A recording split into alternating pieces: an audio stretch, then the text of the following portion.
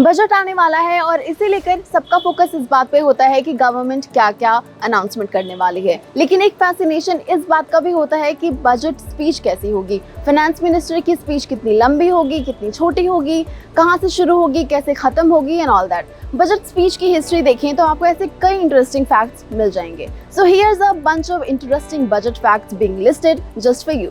सबसे लंबा बजट भाषण का जो रिकॉर्ड है वो दर्ज है हमारी current finance minister Nirmala Sitharaman के नाम, जब 2020 में उन्होंने 2 घंटे 42 मिनट तक लगातार बोला था, और अपना ही रिकॉर्ड तोड़ा था 2019 का, जब उन्होंने 2 घंटे 17 मिनट लंबा भाषण दिया था। वहीं शॉर्टेस्ट बजट 28 मार्च 1977 को हीरो भाई मुलजी भाई पटेल ने पेश किया था।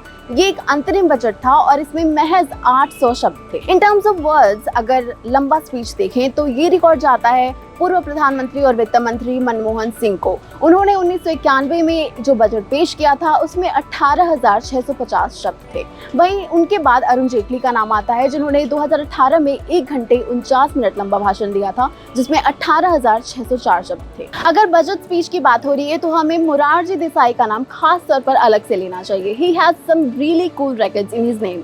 उन्होंने सबसे ज्यादा बजट 10 बजट पेश किए, जिनमें 2 अंतरिम बजट शामिल हैं। साथ ही वो अकेले ऐसे वित्त मंत्री हैं जिन्होंने अपने बर्थडे पर बजट पेश किया था, और उनका बर्थडे भी 29 फरवरी को आता है, यानी कि उन्होंने लीप ईयर में 2 बजट पेश किए and coincidentally he had his birthday on a leap day. जाते जाते one more fact, do you know कि बजट कभी सुबह में नहीं शाम में पेश किया जाता था। अंग्रेजों के जमाने से ये ट्रेडिशन था कि बजट फरवरी के आखिरी वर्किंग डे को शाम 5 बजे पेश होता था, लेकिन 1999 में वित्त मंत्री यशवंत सिन्हा ने ये टाइमिंग बदलकर सुबह 11 बजे कर दी, और 2017 में अरुण जेटली ने इसे फरवरी के आखिरी वर्किंग डे से शिफ्ट करके 1 फरवरी कर दिया।